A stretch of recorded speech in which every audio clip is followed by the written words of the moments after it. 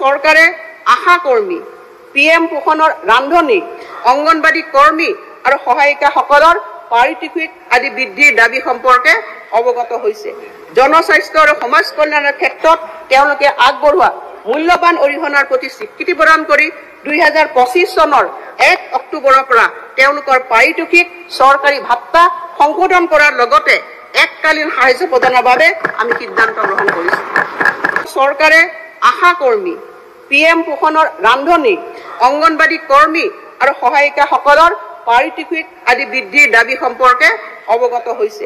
জনস্বাস্থ্য আৰু সমাজ কল্যাণৰ ক্ষেত্ৰত তেওঁলোকে আগবঢ়োৱা মূল্যৱান অৰিহণাৰ প্ৰতি স্বীকৃতি প্ৰদান কৰি 2025 চনৰ 1 অক্টোবৰৰ পৰা তেওঁলোকৰ পাৰিতোষিক চৰকাৰী ভাত্তা সংশোধন কৰাৰ লগতে এককালীন সাহায্য প্ৰদানৰ বাবে আমি সিদ্ধান্ত গ্ৰহণ কৰিছো। চৰকাৰে আশা কৰ্মী, PM পোষণৰ ৰান্ধনী, অংগনবাড়ী কৰ্মী আৰু সহায়িকাসকলৰ পাৰিতোষিক আদি বৃদ্ধিৰ দাবী সম্পৰ্কে অৱগত হৈছে। জনস্বাস্থ্য আৰু সমাজ কল্যাণৰ ক্ষেত্ৰত তেওঁলোকে আগবঢ়োৱা মূল্যৱান অৰিহণাৰ প্ৰতি স্বীকৃতি প্ৰদান কৰি 2025 চনৰ 1 অক্টোবৰৰ পৰা তেওঁলোকৰ পাৰিতোষিক চৰকাৰী ভাত্তা সংশোধন কৰাৰ লগতে এককালীন সাহায্য প্ৰদানৰ বাবে আমি সিদ্ধান্ত গ্ৰহণ কৰিছো। আমাৰ কৰ্মচাৰীৰ হকে অধ্যক্ষ মহোদয়, অসমৰ প্ৰগতিত চৰকাৰী কৰ্মচাৰীসকলৰ উৎসৰ্গিত সেৱাৰ প্ৰতি স্বীকৃতি জনাই মই তেওঁলোকৰ কল্যাণৰ বাবে বিভিন্ন ব্যৱস্থাৰ কথা ঘোষণা কৰিবলৈ লৈছো। আমাৰ চৰকাৰে 2005 চনৰ 1 ফেব্ৰুৱাৰী পূৰ্বে নিযুক্তি প্ৰক্ৰিয়া আৰম্ভ হোৱা নিয়মীয়া কৰ্মচাৰীসকলক পেঞ্চন পুঁজি নিয়ন্ত্ৰক আৰু উন্নয়ন কৰ্তৃপক্ষৰ চুক্তি অনুসৰি নতুন পেঞ্চন আঁচনিৰ তহবিলত জমা চৰকাৰৰ বৰঙণি অংশ উভতাই দিয়াৰ চৰ্তত পুৰণি পেঞ্চন আঁচনি OPSৰ সুবিধা প্ৰদানৰ কথা বিবেচনা কৰিব। এই ক্ষেত্ৰত আমি কেন্দ্ৰীয় চৰকাৰে নিৰ্ধাৰণ কৰা নীতি নিৰ্দেশনা অনুসৰণ কৰিম। মই লগতে ঘোষণা কৰিব বিচাৰিছো যে নতুন পেঞ্চন আঁচনিয়ে সামৰি লোৱা ৰাজ্য চৰকাৰৰ কৰ্মচাৰীলৈ একত্ৰিত পেঞ্চন আঁচনি UPSৰ সুবিধাও আগবঢ়োৱা হ'ব। ইয়াৰ দ্বাৰা 2.8 লাখ কৰ্মচাৰী উপকৃত হ'ব যদিও নতুন পেঞ্চন আঁচনি অব্যাহত ৰাখিব বিচৰাসকলে ইয়াক অব্যাহত ৰাখিব পাৰিব। আয়ুষ্মান অসম মুখ্যমন্ত্ৰী লোকসেৱক আৰোগ্য যোজনাৰ অধীনত কেন্দ্ৰীয় চৰকাৰৰ স্বাস্থ্য আঁচনিৰ অধীনত ৰাজ্য চৰকাৰৰ চিকিৎসা মহাবিদ্যালয়, অসম কেঞ্চাৰ কেয়াৰ ফাউণ্ডেশ্যন কেন্দ্ৰ আৰু বিবৰুৱা কৰ্কট প্ৰতিষ্ঠানত চৰকাৰে নগদবিহীন চিকিৎসা সুবিধা প্ৰৱৰ্তন কৰিব। তদুপৰি ৰাজহুৱা খণ্ডৰ প্ৰতিষ্ঠানৰ নিয়মীয়া কৰ্মচাৰী, নিৰ্দিষ্ট বেতন লাভ কৰা মাষ্টাৰ ৰোল আৰু ৱৰ্কছৰ্চ কৰ্মচাৰীসকল আৰু 60 বছৰ বয়সলৈ অনুসূচিত ঠিকা ভিত্তিত কৰ্মচাৰীসকলকো সংশ্লিষ্ট সমিতিয়ে নিৰ্ধাৰণ কৰা চৰ্ত অনুসৰি সামৰি লোৱা হ'ব। মহোদয়, আমাৰ চৰকাৰে আশা কৰ্মী, PM পোষণৰ ৰান্ধনী, অংগনবাড়ী কৰ্মী আৰু সহায়িকাসকলৰ পাৰিতোষিক আদি বৃদ্ধিৰ দাবী সম্পৰ্কে অৱগত হৈছে। জনস্বাস্থ্য আৰু সমাজ কল্যাণৰ ক্ষেত্ৰত তেওঁলোকে আগবঢ়োৱা মূল্যৱান অৰিহণাৰ প্ৰতি স্বীকৃতি প্ৰদান কৰি 2025 চনৰ 1 অক্টোবৰৰ পৰা তেওঁলোকৰ পাৰিতোষিক চৰকাৰী ভাত্তা সংশোধন কৰাৰ লগতে এককালীন সাহায্য প্ৰদানৰ বাবে আমি সিদ্ধান্ত গ্ৰহণ কৰিছো। নিৰ্দিষ্ট বেতন লাভ কৰা মাষ্টাৰ ৰোল আৰু ৱৰ্কছৰ্চ কৰ্মচাৰীসকলক চৰকাৰে যোগ্য ঘৰ ভড়া ভাত্তা 50% প্ৰদান কৰিব। প্ৰধানমন্ত্ৰী সূৰ্য ঘৰ মুফ্ত বিজুলী যোজনাৰ প্ৰতি উৎসাহিত কৰাৰ বাবে ৰাজ্য চৰকাৰে কৰ্মচাৰী প্ৰতি কিলোৱাটত 2000 টকাকে সৰ্বোচ্চ 3 কিলোৱাটত 6000 টকা পৰ্যন্ত ৰাজ সাহায্য প্ৰদান কৰা হ'ব। এই সুবিধা ঘৰৰ চালত সৌৰ শক্তি চালিত বিদ্যুৎ আহৰণ ব্যৱস্থা সংস্থাপন কৰা 50,000 কৰ্মচাৰীক প্ৰথমে অহাসকলক প্ৰথম সেৱা ভিত্তিত উপকৃত কৰিব। মই এই পবিত্ৰ সদনক জনাবলৈ পাই সুখী হৈছো যে আপোন ঘৰ আঁচনিৰ অধীনত আমাৰ ৰাজ্যখনত 40,054 জন কৰ্মচাৰী আৰু আপোন বাহনৰ অধীনত 3,190 জন কৰ্মচাৰীয়ে সুদৰ হাৰ ৰেহাই সুবিধা লাভ কৰি আছে। এই ইতিবাচক সঁহাৰিয়ে এই আঁচনিখন 2025-26 বিত্তীয় বৰ্ষটো অব্যাহত ৰাখিবলৈ আমাক উৎসাহিত কৰিব।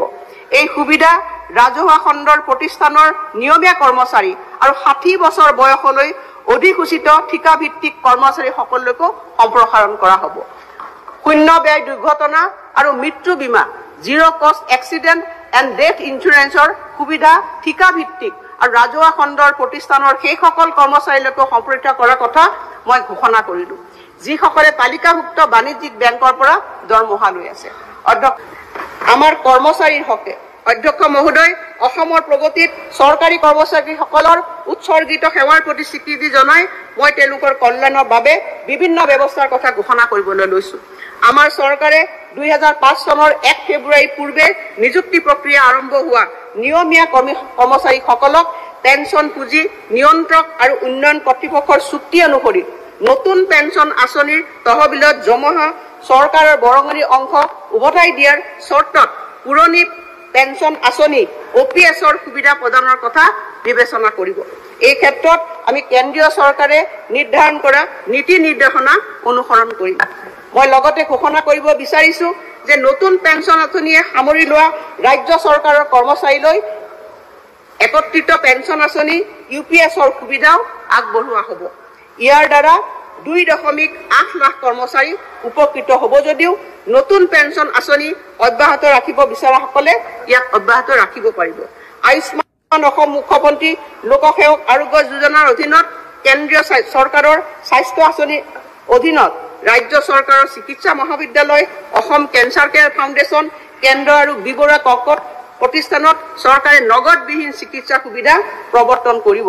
তদুপৰি ৰাজহুৱা খণ্ডৰ প্ৰতিষ্ঠানৰ নিয়মীয়া কৰ্মচাৰী নিৰ্দিষ্ট বেতন লাভ কৰা মাষ্টাৰ ৰোল আৰু ৱৰ্কছৰ্চ কৰ্মচাৰীসকল আৰু 60 বছৰ বয়সলৈ অনুসূচিত ঠিকা ভিত্তিত কৰ্মচাৰীসকলকো সংশ্লিষ্ট সমিতিয়ে নিৰ্ধাৰণ কৰা চৰ্ত অনুসৰি সামৰি লোৱা হ'ব।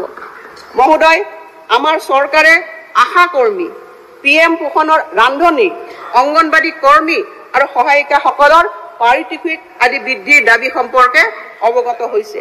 জনস্বাস্থ্য আৰু সমাজ কল্যাণৰ ক্ষেত্ৰত তেওঁলোকে আগবঢ়োৱা মূল্যৱান অৰিহণাৰ প্ৰতি স্বীকৃতি প্ৰদান কৰি 2025 চনৰ 1 অক্টোবৰৰ পৰা তেওঁলোকৰ পাৰিতোষিক চৰকাৰী ভাত্তা সংশোধন কৰাৰ লগতে এককালীন সাহায্য প্ৰদানৰ বাবে আমি সিদ্ধান্ত গ্ৰহণ কৰিছো। নিৰ্দিষ্ট বেতন লাভ কৰা মাষ্টাৰ ৰোল আৰু ৱৰ্কছৰ্চ কৰ্মচাৰীসকলক চৰকাৰে যোগ্য ঘৰ ভৰা ভাত্তা 50% প্ৰদান কৰিব। প্ৰধানমন্ত্ৰী সূৰ্য ঘৰ মুঠ বিজুলী যোজনাৰ প্ৰতি উৎসাহিত কৰাৰ বাবে ৰাজ্য চৰকাৰে কৰ্মচাৰী প্ৰতি কিলোৱাটত 2000 টকাকে সৰ্বোচ্চ 3 কিলোৱাটত 6000 টকা পৰ্যন্ত ৰাজ সাহায্য প্ৰদান কৰা হ'ব। এই সুবিধা ঘৰৰ চালত সৌৰশক্তি চালিত বিদ্যুৎ আহৰণ ব্যৱস্থা সংস্থাপন কৰা 50,000 কৰ্মচাৰীক প্ৰথমে অহাসকলক প্ৰথম সেৱা ভিত্তিত উপকৃত কৰিব। মই এই পবিত্ৰ সদনক জনাবলৈ পাই সুখী হৈছো যে আপোন ঘৰ আঁচনিৰ অধীনত আমাৰ ৰাজ্যখনত 40,054 জন কৰ্মচাৰী আৰু আপোন বাহনৰ অধীনত 3,190 জন কৰ্মচাৰীয়ে সুদৰ হাৰ ৰেহাই সুবিধা লাভ কৰি আছে। এই ইতিবাচক সঁহাৰিয়ে এই আঁচনিখন 2025-26 বিত্তীয় বৰ্ষটো অব্যাহত ৰাখিবলৈ আমাক উৎসাহিত কৰিব। এই সুবিধা ৰাজহুৱা খণ্ডৰ প্ৰতিষ্ঠানৰ নিয়মীয়া কৰ্মচাৰী আৰু 60 বছৰ বয়সলৈ অধিসূচিত ঠিকা ভিত্তিক কৰ্মচাৰীসকলকো সম্প্ৰসাৰণ কৰা হ'ব। শূন্য ব্যয় দুৰ্ঘটনা আৰু মৃত্যু বীমা জিৰ' কষ্ট এক্সিডেণ্ট এণ্ড ডেথ ইঞ্চুৰেঞ্চৰ সুবিধা ঠিকা ভিত্তিক আৰু ৰাজহুৱা খণ্ডৰ প্ৰতিষ্ঠানৰ সেইসকল কৰ্মচাৰীলৈকে সম্প্ৰসাৰিত কৰাৰ কথা মই ঘোষণা কৰিলো যিসকলে তালিকাভুক্ত বাণিজ্যিক বেংকৰ পৰা দৰমহা লৈ আছে। অধ্যক্ষসকলৰ উৎসৰ্গিত সেৱাৰ প্ৰতি স্বীকৃতি জনাই মই তেওঁলোকৰ কল্যাণৰ বাবে বিভিন্ন ব্যৱস্থাৰ কথা ঘোষণা কৰিবলৈ লৈছো। আমাৰ চৰকাৰে 2005 চনৰ 1 ফেব্ৰুৱাৰী পূৰ্বে নিযুক্তি প্ৰক্ৰিয়া আৰম্ভ হোৱা নিয়মীয়া কৰ্মচাৰীসকলক পেঞ্চন পুঁজি নিয়ন্ত্ৰক আৰু উন্নয়ন কৰ্তৃপক্ষৰ চুক্তি অনুসৰি নতুন পেঞ্চন আঁচনিৰ তহবিলত জমা চৰকাৰৰ বৰঙণি অংশ উভতাই দিয়াৰ চৰ্তত পুৰণি পেঞ্চন আঁচনি OPSৰ সুবিধা প্ৰদানৰ কথা বিবেচনা কৰিব। এই ক্ষেত্ৰত আমি কেন্দ্ৰীয় চৰকাৰে নিৰ্ধাৰণ কৰা নীতি নিৰ্দেশনা অনুসৰণ কৰিম। মই লগতে ঘোষণা কৰিব বিচাৰিছো যে নতুন পেঞ্চন আঁচনিয়ে সামৰি লোৱা ৰাজ্য চৰকাৰৰ কৰ্মচাৰীলৈ একত্ৰিত পেঞ্চন আঁচনি UPSৰ সুবিধাও আগবঢ়োৱা হ'ব। ইয়াৰ দ্বাৰা 2.8 লাখ কৰ্মচাৰী উপকৃত হ'ব যদিও নতুন পেঞ্চন আঁচনি অব্যাহত ৰাখিব বিচৰাসকলে ইয়াক অব্যাহত ৰাখিব পাৰিব। আয়ুষ্মান অসম মুখ্যমন্ত্ৰী লোকসেৱক আৰোগ্য যোজনাৰ অধীনত কেন্দ্ৰীয় চৰকাৰৰ স্বাস্থ্য আঁচনিৰ অধীনত ৰাজ্য চৰকাৰৰ চিকিৎসা মহাবিদ্যালয় অসম কেঞ্চাৰ কেয়াৰ ফাউণ্ডেশ্যন কেন্দ্ৰ আৰু বিবৰুৱা কৰ্কট প্ৰতিষ্ঠানত চৰকাৰে নগদবিহীন চিকিৎসা সুবিধা প্ৰৱৰ্তন কৰিব। তদুপৰি ৰাজহুৱা খণ্ডৰ প্ৰতিষ্ঠানৰ নিয়মীয়া কৰ্মচাৰী নিৰ্দিষ্ট বেতন লাভ কৰা মাষ্টাৰ ৰোল আৰু ৱৰ্কছৰ্চ কৰ্মচাৰীসকল আৰু 60 বছৰ বয়সলৈ অনুসূচিত ঠিকা ভিত্তিত কৰ্মচাৰী সকলকো সংশ্লিষ্ট সমিতিয়ে নিৰ্ধাৰণ কৰা চৰ্ত অনুসৰি সামৰি লোৱা হ'ব। মহোদয়, আমাৰ চৰকাৰে আশা কৰ্মী, PM পোষণৰ ৰান্ধনী, অংগনবাদী কৰ্মী আৰু সহায়িকাসকলৰ পাৰিতোষিক আদি বৃদ্ধিৰ দাবী সম্পৰ্কে অৱগত হৈছে।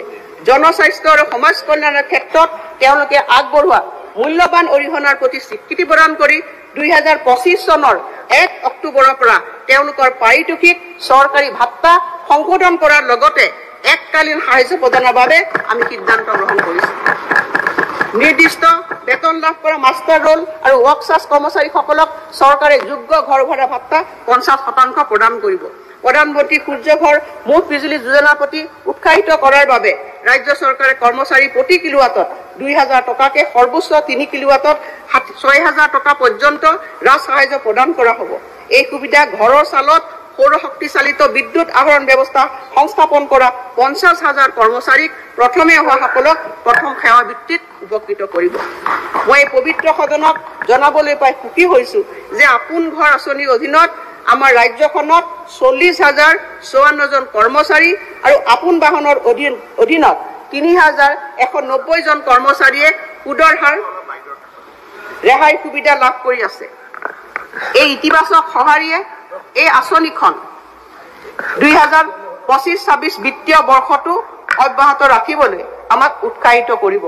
এই সুবিধা ৰাজহুৱা খণ্ডৰ প্ৰতিষ্ঠানৰ নিয়মীয়া কৰ্মচাৰী আৰু 60 বছৰ বয়সলৈ অধিসূচিত ঠিকাভিত্তিক কৰ্মচাৰীসকললৈকো সম্প্ৰসাৰণ কৰা হ'ব।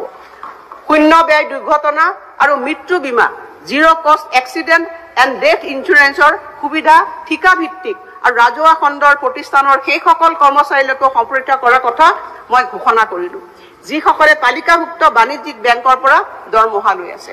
অধ্যক্ষ 2005 চনৰ 1 ফেব্ৰুৱাৰীৰ পূৰ্বে নিযুক্তি প্ৰক্ৰিয়া আৰম্ভ হোৱা নিয়মীয়া কৰ্মচাৰীসকলক পেঞ্চন পুঁজি নিয়ন্ত্ৰক আৰু উন্নয়ন কৰ্তৃপক্ষৰ চুক্তি অনুসৰি নতুন পেঞ্চন আঁচনিৰ তহবিলত জমা চৰকাৰৰ বৰঙণিৰ অংশ উভতাই দিয়াৰ চৰ্তত পুৰণি পেঞ্চন আঁচনি OPS-ৰ সুবিধা প্ৰদানৰ কথা বিবেচনা কৰিব।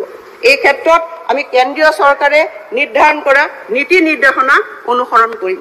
মই লগতে ঘোষণা কৰিব বিচাৰিছোঁ যে নতুন পেঞ্চন আঁচনিয়ে সামৰি লোৱা ৰাজ্য চৰকাৰৰ কৰ্মচাৰীলৈ একত্ৰিত পেঞ্চন আঁচনি UPS-ৰ সুবিধাও আগবঢ়োৱা হ'ব।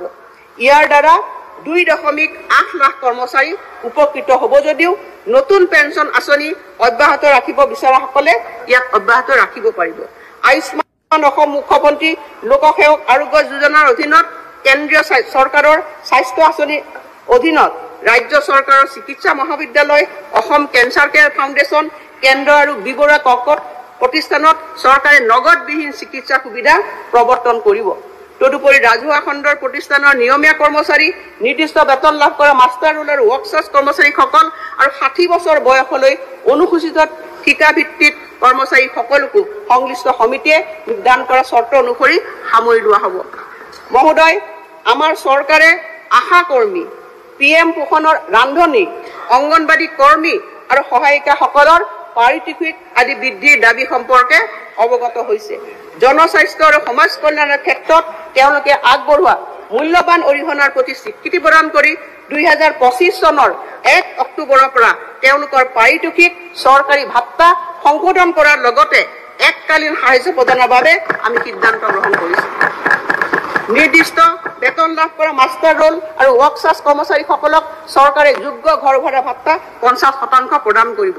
প্ৰধানমন্ত্ৰী সূৰ্য ঘৰ মুঠ বিজুলী যোজনাৰ প্ৰতি উৎসাহিত কৰাৰ বাবে ৰাজ্য চৰকাৰে কৰ্মচাৰী প্ৰতি কিলোৱাটত 2000 টকাকে সৰ্বোচ্চ 3 কিলোৱাটত 6000 টকা পৰ্যন্ত ৰাজ সাহায্য প্ৰদান কৰা হ'ব। এই সুবিধা ঘৰৰ চালত সৌৰ শক্তি চালিত বিদ্যুৎ আহৰণ ব্যৱস্থা সংস্থাপন কৰা 50,000 কৰ্মচাৰীক প্ৰথমে অহাসকলক প্ৰথম সেৱা ভিত্তিত উপকৃত কৰিব। মই এই পবিত্ৰ সদনক জনাবলৈ পাই সুখী হৈছোঁ যে আপোন ঘৰ আঁচনিৰ অধীনত আমাৰ ৰাজ্যখনত 40,054 জন কৰ্মচাৰী আৰু আপোন বাহনৰ অধীনত 3,190 জন কৰ্মচাৰীয়ে সুদৰ হাৰ ৰেহাই সুবিধা লাভ কৰি আছে। এই ইতিবাচক সঁহাৰিয়ে এই আঁচনিখন 2025-26 বিত্তীয় বৰ্ষটো অব্যাহত ৰাখিবলৈ আমাক উৎসাহিত কৰিব। এই সুবিধা ৰাজহুৱা খণ্ডৰ প্ৰতিষ্ঠানৰ নিয়মীয়া কৰ্মচাৰী আৰু 60 বছৰ বয়সলৈ অধিসূচিত ঠিকাভিত্তিক কৰ্মচাৰী সকলকো সম্প্ৰসাৰণ কৰা হ'ব। শূন্য ব্যয় দুৰ্ঘটনা আৰু মৃত্যু বীমা জিৰ' কষ্ট এক্সিডেণ্ট এণ্ড ডেথ ইঞ্চুৰেঞ্চৰ সুবিধা ঠিকাভিত্তিক আৰু ৰাজহুৱা খণ্ডৰ প্ৰতিষ্ঠানৰ সেইসকল কৰ্মচাৰীলৈকে সম্প্ৰসাৰিত কৰাৰ কথা মই ঘোষণা কৰিলো, যিসকলে তালিকাভুক্ত বাণিজ্যিক বেংকৰ পৰা দৰমহা লৈ আছে।